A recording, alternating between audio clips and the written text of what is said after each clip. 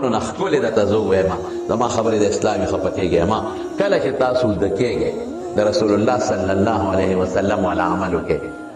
قل اعوذ برب الفلق صورت قل اعوذ برب الناس صورت وسره دوه نور ملګري کې قل یا ایها الکافرون او سوره اخلاص قل هو الله احد او که آیت الکرسی ملګري کې او بل حدیث کې هم شته زبردست تریا دا به په لاسونو چوف کې په ټول وجود ولا سره کوي او چې سار پاسه بیا دا وایا په لاسونو چوف کا په ټول وجود راکاږه ثواب نه ثواب شو دم نه دم شو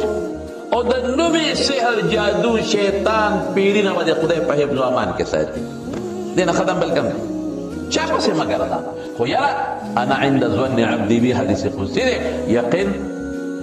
الله باندې ساته یقین بچا بساتو الله دا در سره پر دمونه دي عائشه صدیقه فرمایي رضی الله تعالی عنها چې کله حضور پاک بیمار شو مرض وفات کې نو امام دا ډول صورتونه ما به وي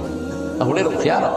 ډېر زیاته نو ما به وي او به ما خو د حضور پاک مبارک لاسو به چوف کړل مې زما د لاسونو د پیغمبر مبارک لاس ډېر بهتر دي نو د هغه لاس به مې په هغې باندې راښکه نو نن نه پس ټول د دې زما د دې درس نه دا فایده والی رونو ښه